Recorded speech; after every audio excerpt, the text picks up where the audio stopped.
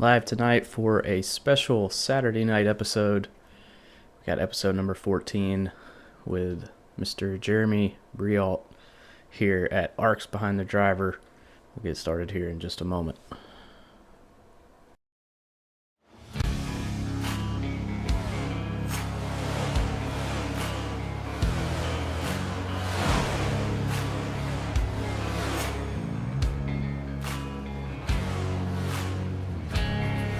Welcome to ARCS Behind the Driver podcast.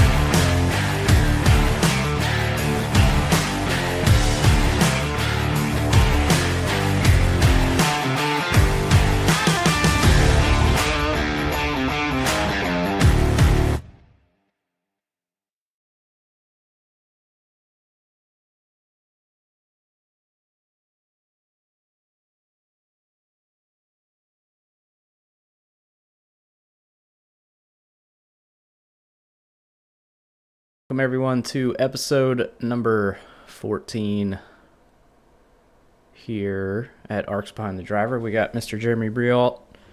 How you doing, buddy? Oh, we're doing good, buddy. I'm glad I'm here. I'm glad I'm number 14 doing it for Tony. Yeah. This is the first episode where we haven't had a camera, so just imagine Boris said is on the podcast tonight. So that's all right, though. Just everything I say is just imagine his Muppet mouth moving. I can honestly see that. I'm not even gonna lie. Like you sound. You and Boris said kind of sound similar. Well, I mean, I wouldn't say I have my own Greg Biffle story, but I have an Anthony Alfredo story. Yes, you do. We'll have to talk about that later on. But first, we'll open it with you. Kind of just tell. Obviously, everybody, a lot of people know who you are, but some people may not. So just kind of introduce yourself, who you are, where you're from, and all that good stuff. Well, I'm from Pittsfield, Massachusetts. It's a nice little footmark in Western Massachusetts. It's kind of a not a good place to come up from, but other than that, I mean, I'm glad I didn't get shot when I left when I was moving out. So, I mean, I live in Vermont now, so that's a nice place to live. It's quieter. I only hear police sirens every once in like 2 months, so it's perfect. Nice. Yeah, it's always good to not hear police sirens on a daily basis. And yeah, usually with the police sirens up here, it's usually some kid getting chased on a dirt bike. So he's not really doing something that bad. Hmm. Like he ain't murdering somebody or robbing the fucking local convenience store down the street where your buddy's working at, and then he gets shot the next night, and you're like, ah, Like, oh shit. well, I like that guy. He gave me a discount. But other than that, All right, so we like to Fetter Place is mad because you don't have your camera on. He doesn't have a camera, so we're dealing with it. you're mad. All right. Well, I like to kind of ask everyone that comes on here, kind of their story of how they got into ARCS. So we'll ask you as well. I know you kind of did a little bit of console racing, not really with us in ARCS, but just kind of tell us a little bit about your story of how you found ARCS and the story behind it. So, I believe I had just gotten iRacing for like the third time, and I was looking for a league at that point because the last league I was in before that, like they'd fizzled out and like they lost all their drivers and they lost a bunch of people. So I was looking in the SXRL chat on Discord. That's also a dead league now, Okay. which is funny to hear. But I saw you post something about iRacing in an iRacing league, and I was like, well, shit. All right. That sounds like a good deal. I mean, I trust the majority of the people in that chat for some reason. And so I messaged you, I reached out, and I think that was Las Vegas. It was the week before Las Vegas Monday Night Lightning. Because I think that's when you guys were starting to dip your toes into iRacing. But I showed up to that race, and I didn't know anybody. And I remember distinctly, I don't know if you guys have mentioned Elliot Longnecker on this podcast before, but Yep. he was one of the founders, I think, right, of iRacing, or at least the iRacing side of Yeah, he was ARCS. him and Dustin Painter and Cody. All three were the ones that were like, "Hey, y'all gotta come to iRacing. Like, gotta ditch the console, come over here to iRacing." So yeah, he was definitely involved pretty heavily there at the start. So yeah, I remember distinctly him, and it was Cody, and I remember you at some point, and then I remember Tracy. Mm-hmm. Because it's funny because he was up at the front, but he was like all over the place for some reason. I don't know if he was drunk or he was still getting used to it, but it was a pretty decent race for me, and like I thought it was going pretty good relatively because we only had like 5 or 6 cautions for like a 134 lap race. So coming off of turn 4, we just had like a green white checkered. Coming off of turn 4, I remember distinctly Tracy's on my outside. He fucking right hooks me, but I somewhat saved it, and then I hooked it to the left, and then because it was the Gen 6 cars, those things hooked like a motherfucker when you got loose. So it hooked to the infield, and then Terry Gabbard. I saved it. Terry Gabbard, full speed, rams me in the ass.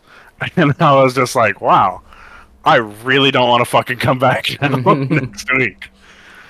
But That sounds like something Terry Gabbard would do for sure. yeah, just full on, full throttle. He didn't even fucking lift. He just saw me and just fucking went for me. But yeah, I didn't want to come back, and then I remember the next week I was like, I'll give it a shot, and that Uh, was, I believe, Phoenix. oh yeah. And I remember the end of that race was pretty interesting because Elliott, Cody, and I forget who, somebody was on like two tires, and it pissed Elliott off so bad that he fucking got wrecked by. I think it was Davey.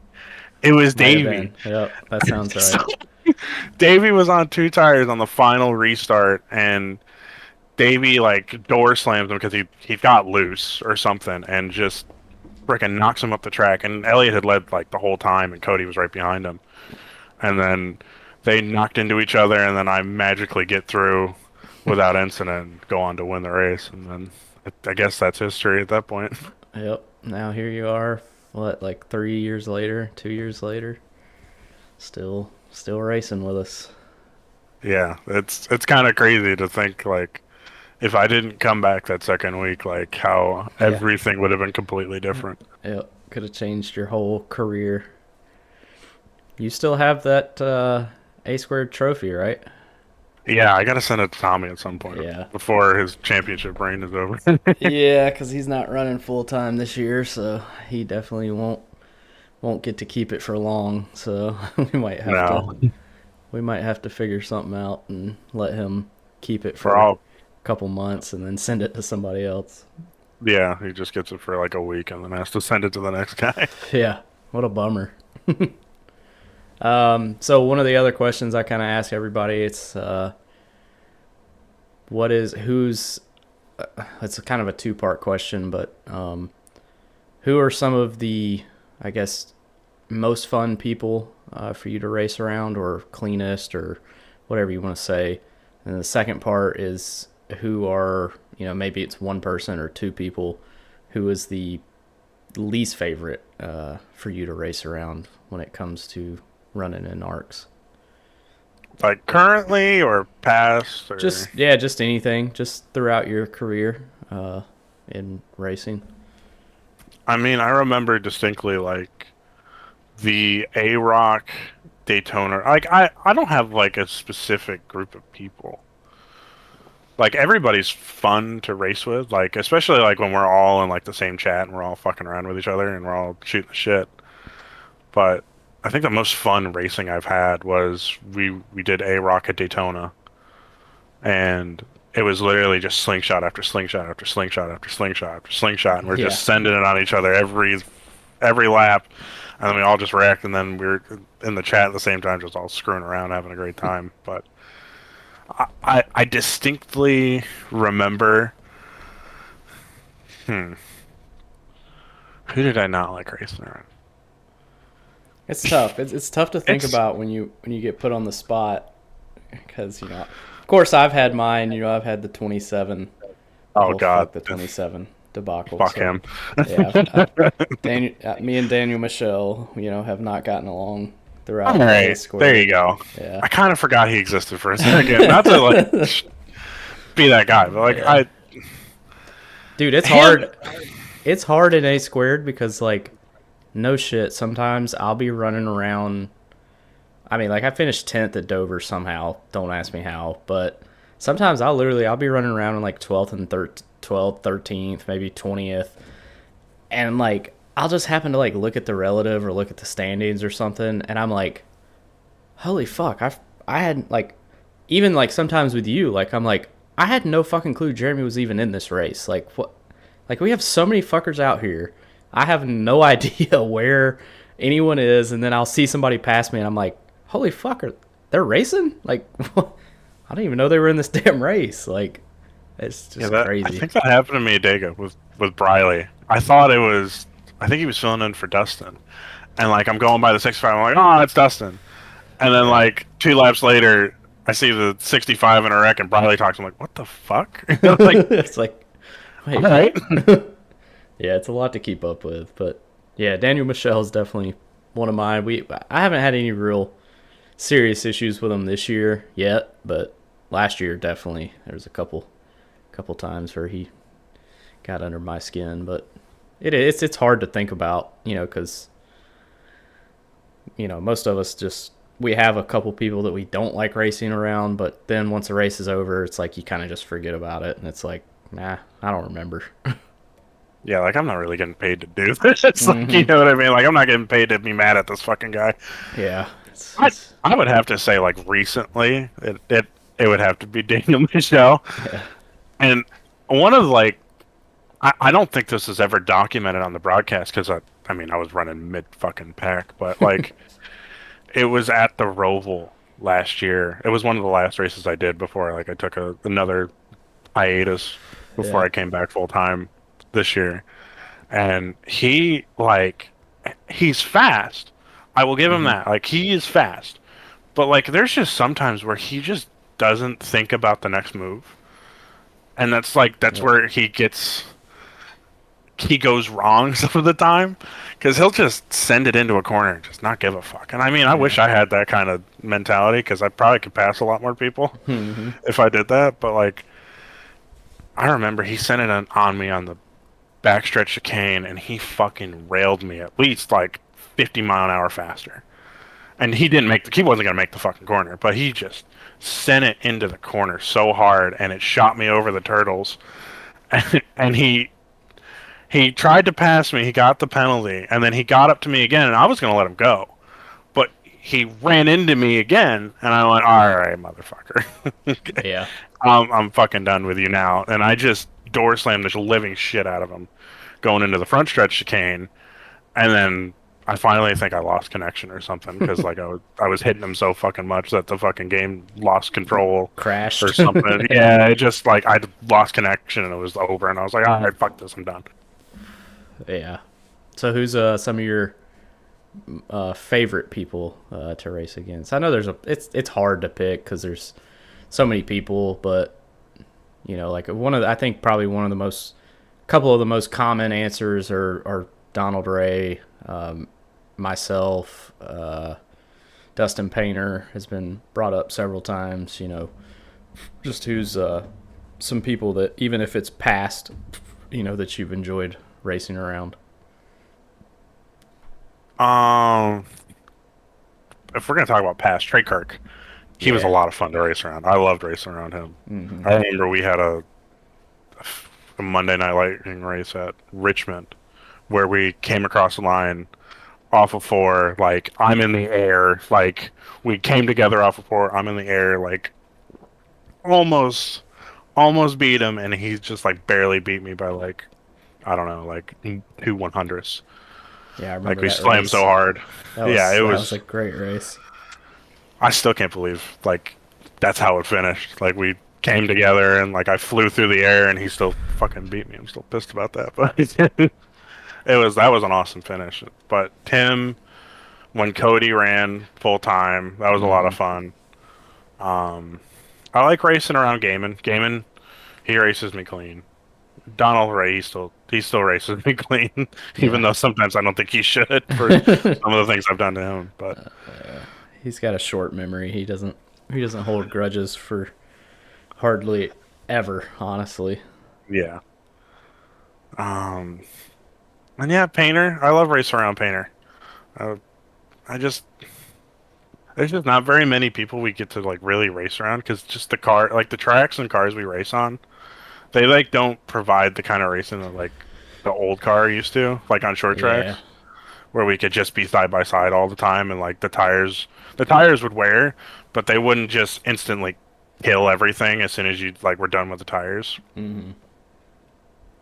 Yeah, the new car, the next gen is definitely. I mean, you even see that. I mean, Dale Jr. and all them have been bitching about it for this entire year. Of like, this car sucks. It just you can't pass. You can't. The tires fall off exactly the same if they even fall off at all. I mean, Bristol was really the only track where it was like instead of the tires not wearing, it was like the tires were in like times four wear, like old Heat 5 lobby. And it's the same way for us. I mean, it's so hard to pass somebody. I mean, I've had a couple races where, I'd get a run coming off the corner, go low, try and pass them, but because they were on the outside and I couldn't get that run out of the corner, they just went right back by me again. And it's like, it's kind of frustrating. I mean, even on an iRacing side of things. I mean, yeah, I think that's why I led how many laps I did at Dover this couple like past 2 weeks ago. Yeah. Like it was, I got in front of Millet, and Millet was like the fastest car all race, Oh, yeah. and I somehow got no, I didn't pit at the end of the stage, and I got in front of him, and like he couldn't pass me. Like I just aero blocked him the whole time, Yep. and it's just terrible. Like that's the way we have to race instead of like I ran my line and he ran his line and he could have just got around me from just simply being faster. We could have raced side by side, but it was just a one lane track at that point, and if you just blocked the bottom long enough, his tires would have worn out the little bit it did because he's in dirty air the whole time and he couldn't pass me. So, Mm-hmm. and I mean, he ended up winning the race anyways because I got screwed by a caution, but Yeah. Yeah, he's hit 3 in a row now, which is wild, honestly. I mean, that's a lot of competition in A squared now on Sundays. That's why, like I said, at Dover, I finished 10th, and I was like, I felt like I won the race finishing 10th. I mean, it's just so many fast people in that league. It's crazy. I mean, I'll be running 25th sometimes, and I'm like, hell yeah, we're having a good day. Like, running awesome. yeah, we're running bring it awesome. for the boys. Yeah, Timmy Hill Jr. back here, fucking running 26th. But Hey, Team Penske would call you to run that iRacing race at least once. oh yeah, I could do it. I could finish 25th in the iRacing online or whatever they used to do, the driver, whatever the hell it was. Yeah. The COVID broadcast that they used to do, which is still wild to me that they did that. That's some of the funniest shit I've ever watched. Oh yeah, it was even funnier. Like, because half the guys wouldn't even give a fuck about it because they were just Yeah. like, oh, what the fuck? I remember Jimmy Johnson bought like a $10,000 setup, and like he finished dead last every week, and then he pulled a fucking Kevin LePage at Homestead because he Yep. would just like kept wrecking by himself. So he pulled up in front of the field and like he wrecked the leader. I mean, he does the same shit in real life, to be honest. I mean, he's I mean, yeah, he does now. he's struggling a little bit this year, but yeah, that was fun. I remember Bubba Wallace rage quit that one race. I can't remember. I think it was at Bristol or something, and I remember him rage quitting, and all of his sponsors were mad at him and stuff. And I'm like, y'all gotta get a grip. Like this is not real. This is a fake race because the drivers can't do anything because of COVID and like, come on, like. But yeah, I remember they were like pissed, like, you better not quit the next one.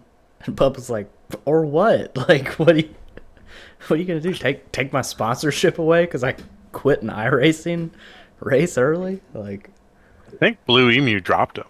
I 'Cause think they so. were Yeah. good. Yeah, because they were supposed to like run like a full race for him or something on the real car. Yeah. And then they were like, "You're a quitter, dude." And just dropped him over a fucking video game.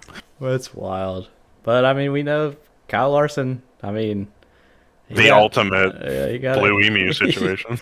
Yeah, Kyle Larson got in a lot of trouble over iRacing, and honestly, that worked out pretty well for him now. So I don't think I'm sure he probably regrets it, but I mean, he went from a mid-pack car to probably one of the best cars on track most weeks. So I think it worked out for him. Yeah, I don't know if he really regrets it now. It was probably a strategic move on his part. Probably. I mean, who really needs that McDonald's money when you're literally in the fastest car every week? Yeah, I mean, you get literally the best car. I mean, obviously Hendrick's the best. I mean, William Byron's won, 3 times this year already, and Kyle Larson's, I would say the 5 car's probably maybe a little bit, I wouldn't say a little bit better than the 24, but he's just had some shit luck this year too, which... Yeah, just bad execution on like some of the pit crew and some other things that just really screwed him. But like if all of those races where he got screwed went perfect, he Yeah. would have won all of those races and probably had more wins than Byron. Oh yeah, for sure. But that's how it works sometimes. So it is what it is. But let's see. What are some of the other questions I ask? I know we're trying. This one's not going to be like a full blown out podcast, so um, we'll have to get you back on another time. Yeah, for sure. My schedule is I got 3 more I think scheduled after this one. I got Josh Gaiman next Friday. Then I think Bryn Roberts is supposed to be on in 2 weeks if he's available. So schedule's starting to open up. So maybe I can get some new people, get a couple people in here for a second time.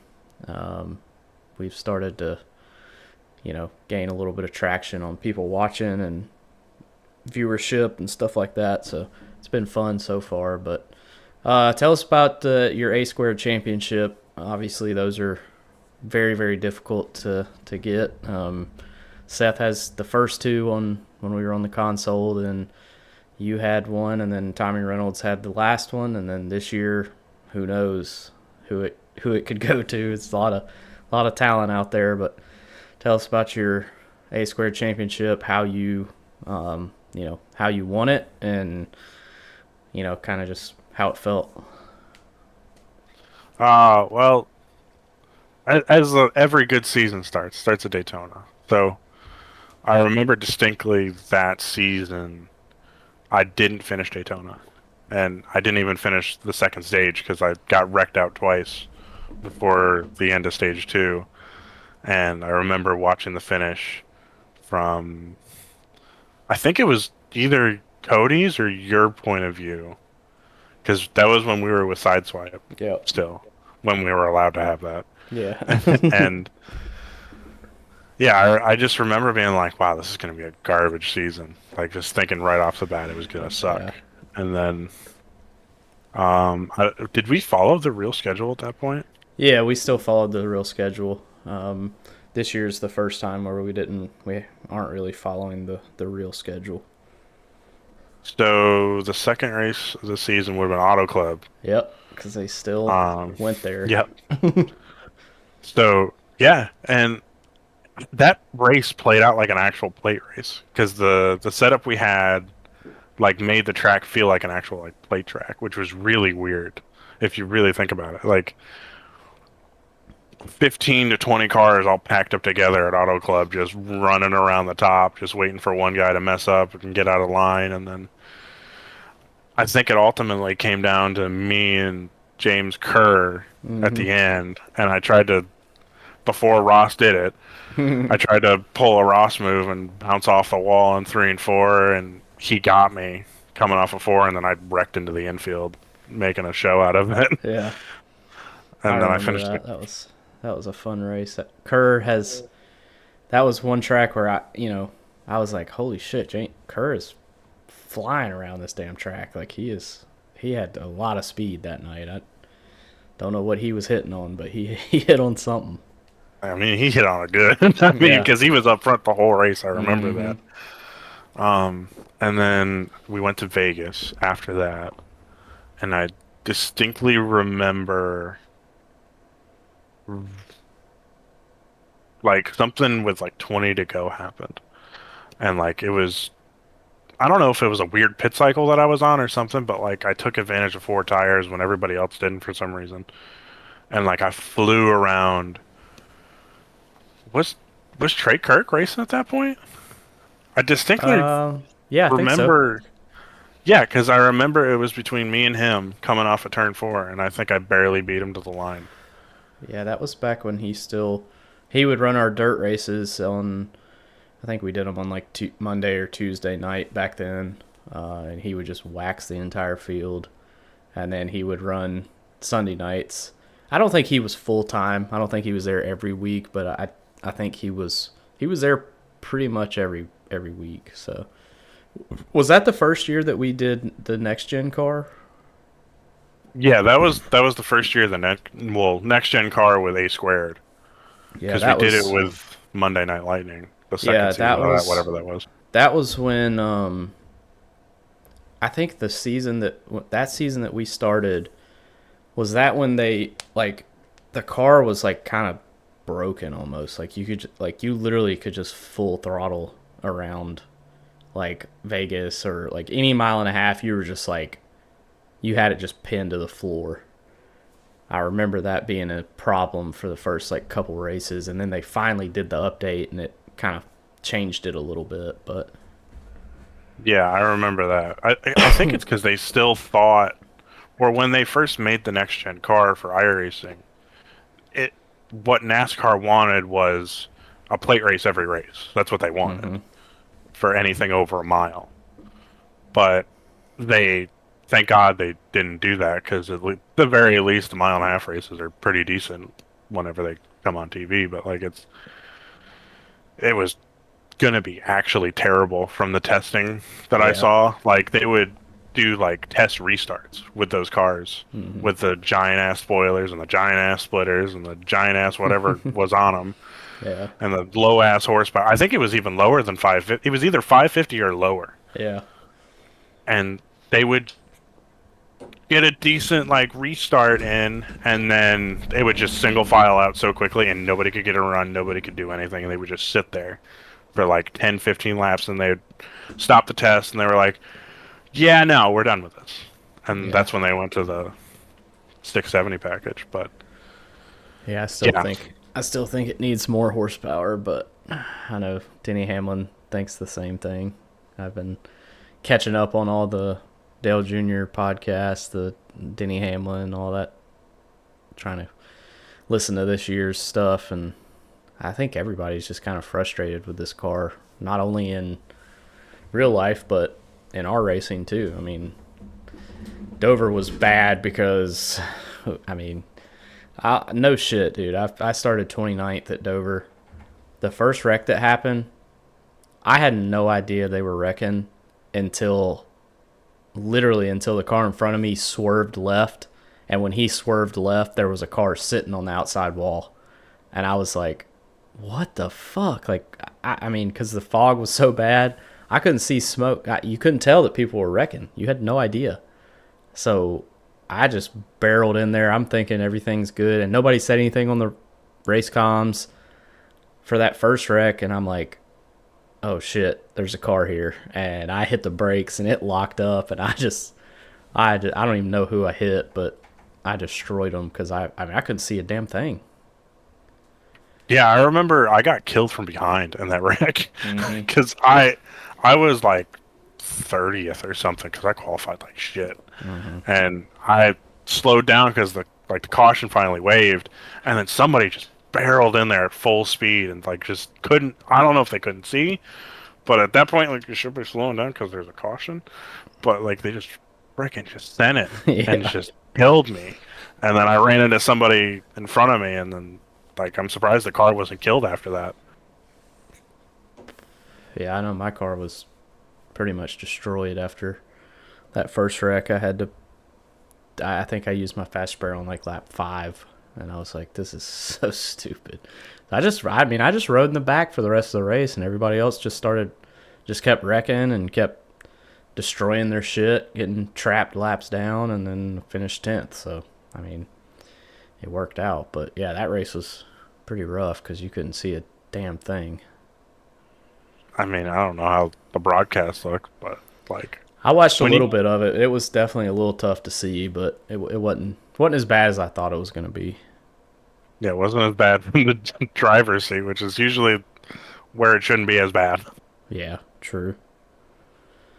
But But yeah, the championship. Let's get yeah, back on track sorry. with that. Yeah, we No, got you're good. sidetracked. No, yeah, we're good. But I just remember with like that first part of the season where like the update hadn't happened yet. I was just knocking off tracks, like knocking off wins. And then as soon as the update came out, like the car completely changed and like I had to completely relearn everything. And I think at that point, Gaiman went on a run of like winning a couple of races and Hmm. Brian Roberts won a couple of races and like I finally didn't catch up with the car until like Richmond, which was like 3 or 4 races before the playoffs. And I remember winning that race. And then once the playoffs started, I was just running like 10th every week, just barely making it through on playoff points and everything. And then we got to Martinsville for the cutoff race. And I think I got myself into like a decent points position then where I could be aggressive and try and go for the win. And I remember it was a complete fucking shit show. Yeah. Like everybody was just running everybody over and not giving a flying fuck. Yeah. And I forgot who won the race, but I remember I finished second, and I was pissed. Like I was so pissed because my car was destroyed, and I thought I could have won the race, and I just was just so pissed. And I don't even think it was like a playoff person who won either, which like pissed me off even more. And then I think I was still pissed off from the week before at Phoenix for the championship fork, and it was me, Tom, Sears, Gaiman. No, it wasn't Gaiman because I think Gaiman got screwed out Yeah. of the championship four by something, Yeah. or he wrecked like all 3 races. Um, I forget the other two championship four. Yeah, that was too long ago. I don't remember. I should remember, but I don't. I think Bryn Roberts or maybe Jacob Blankenship won that Martinsville race, if I remember right. Oh, you're right. Yeah. So okay. So Blankenship was one of the championship four because I remember Oh yeah, because he was full yeah. time and he really went on a tear there, like at Hmm. the last part of the season. I Yeah, remember and he beat me the night before for the championship in trucks. that. Yeah. I remember that. Um, maybe if I go back and look, I'll go find who was the fourth championship four guy. But it was just a typical Phoenix race at that point, and I love Phoenix. I think it's one of the worst tracks to go watch a race in person, probably. But like, I love it for some reason. And I remember it was between me and Tom Sears, like the last 40, 50 laps, and I was just hoping it would go green. And then we get to like 20 to go, and somebody self spins on the backstretch, collects somebody else, and then it was a Nightmare. couple of restarts. Yeah, it was Yeah. a complete nightmare. And like it was just restart after restart after restart, and then finally it was me, Tom Sears, and Blankenship on the final restart, and Seth was fourth or second. I don't know where he was, but I remember Seth being in the front at that point. And Seth basically did a teammate restart, and I counted it down for him, and we went, and just nobody kept up. And then Sears and or no, it was Blankenship and Seth were racing really hard for a second, and I just pulled away, and then I finally crossed the line, take the checker, and I was like, "Holy shit, we won! We This is did awesome!" it. Yeah, And it is pretty cool. I was excited to see you win because it's tough, man, especially back then because we ran 36 races. I mean, it was a long damn season, so yeah, and it was competitive every week. Like yeah. again, after the update for the cars, like it was completely different, and like different people were up front at that point, and then different people were winning, and it was like a whole season reset at that point. So it was completely different, and then to still have the kind of success that I had earlier in the season, because I think I swept the Phoenix races that year. Hmm. It was just like hell yeah, like I still got it because at that point I was thinking like I wasn't worth a shit Yeah. going into Martinsville, and then like had 2 decent runs, and to win the championship was like the ultimate thing for me because I think that was that like I remember winning the Monday Night Lightning championship, but I think that was like the championship that meant the most to me because it was again you mentioned it 36 weeks Yeah. straight, like no breaks, no nothing, and we just hard fought battles every week. I mean, and just some like terrible luck in the middle of the season, and just to come back and actually like remember every win and remember all like the moments where people were like, "Hell yeah, man! Congratulations!" It was just so cool. And then I remember I was doing burnouts, and Seth's family company was sponsoring me, and Smeal, who still sponsors me, all like Smeal and Seth came up to me as I was doing burnouts, and I got a picture of it somewhere. And it's just like the coolest thing to like. There's all my sponsors right there. Here's me doing a burnout. I got Taco Bell on the car. Yeah. This is fucking awesome. Yeah. And Then you got to go to Darlington and drink some champagne and some liquor and some beer out of the A Square Championship trophy, and that's always fun. It's fun for me to see that because I bought that trophy after the second season of Heat when we finished it up, and Seth won that, and we went to Bristol Dirt, and he drank all sorts of different alcohol out of that thing, and then yeah, you kind of kept the tradition going. So, and Reynolds is coming to Atlanta this year, so we got to make sure that you ship that trophy to him so he can.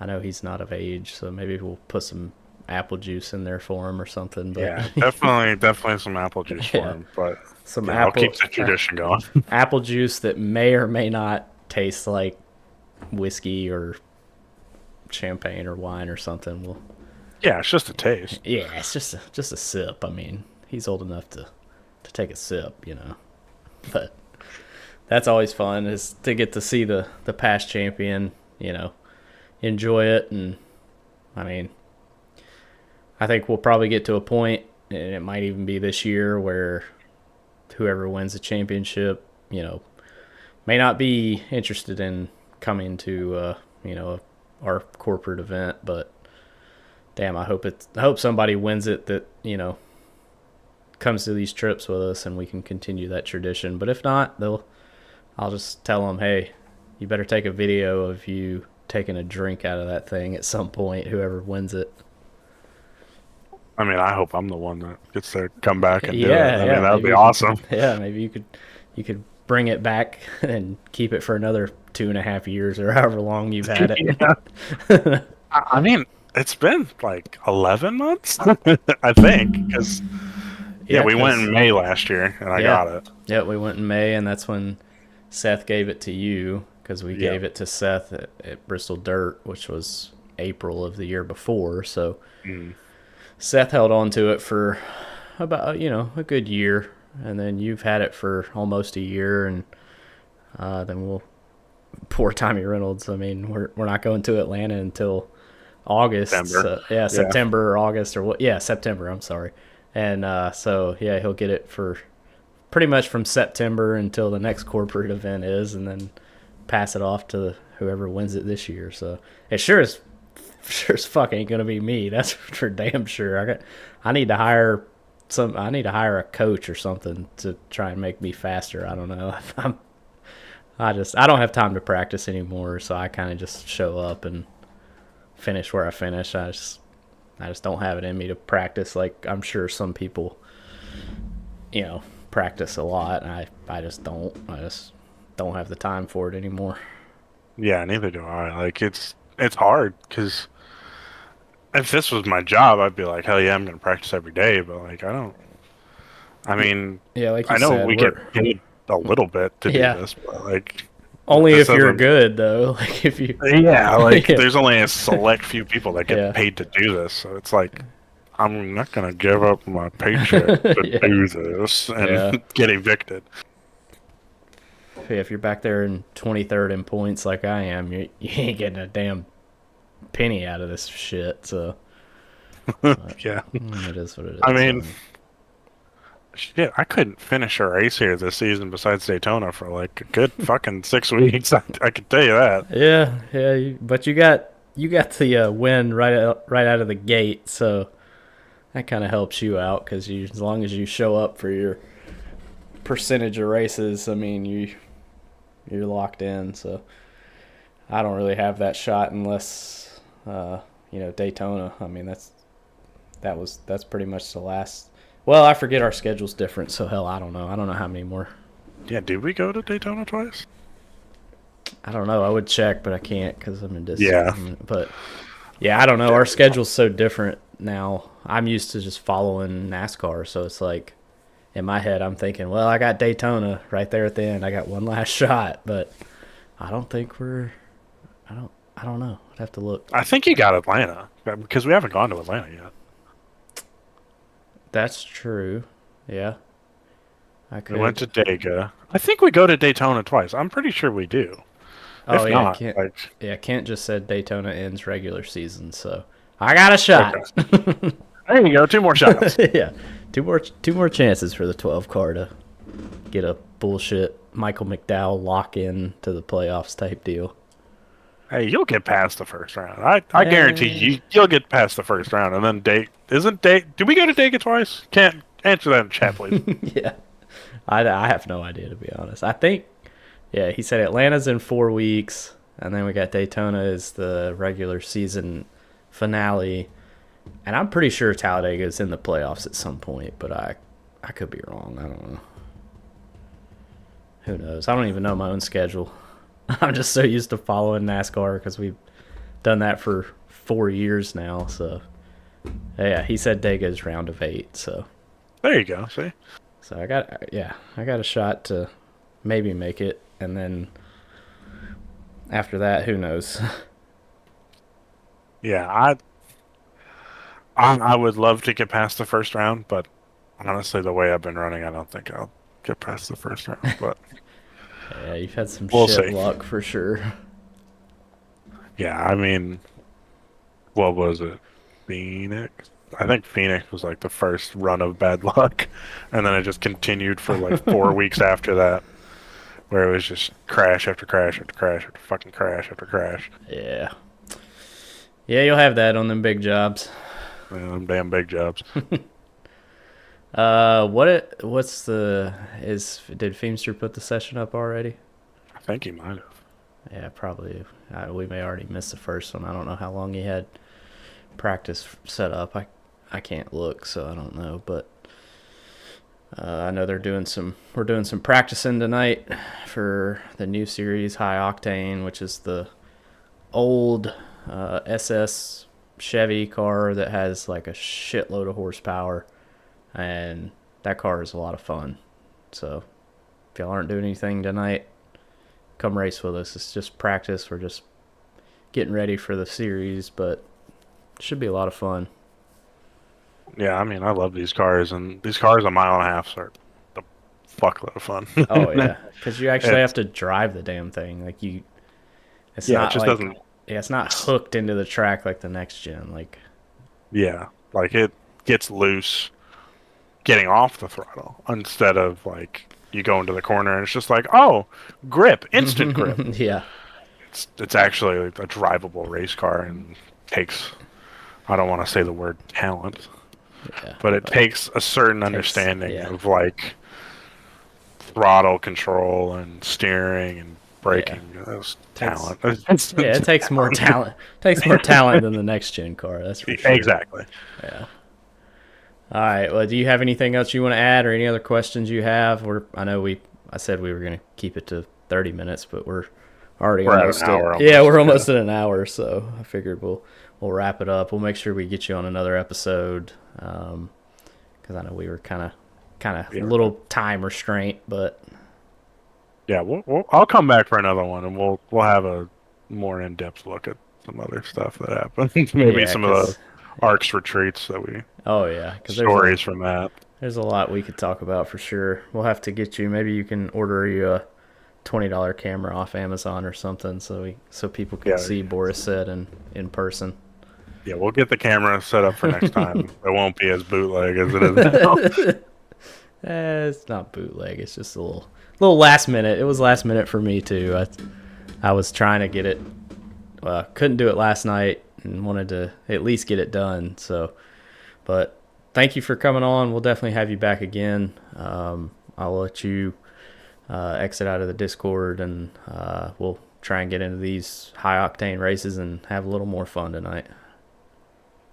Alrighty, buddy. Well, thank you for having me on, and next time we'll have some more stories for you. Absolutely, can't wait.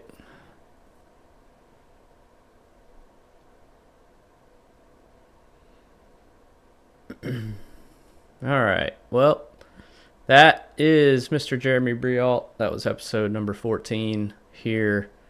ARCS behind the driver. We're going to go do some testing for the high octane series that's starting up later on in the year. Appreciate y'all tuning in. Again, we'll have Jeremy back for another episode. I know that one was kind of cut short for what we usually do, but we'll have him back for sure. And then next Friday we have Joshua Gaiman, so that'll be a good conversation and a good podcast. So thank y'all for tuning in. We'll see y'all next week.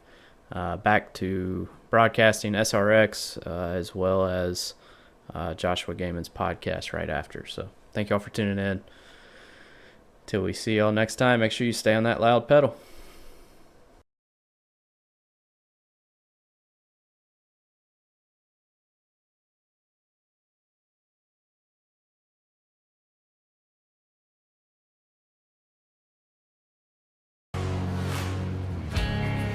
Welcome to ARCS, Behind the Driver Podcast.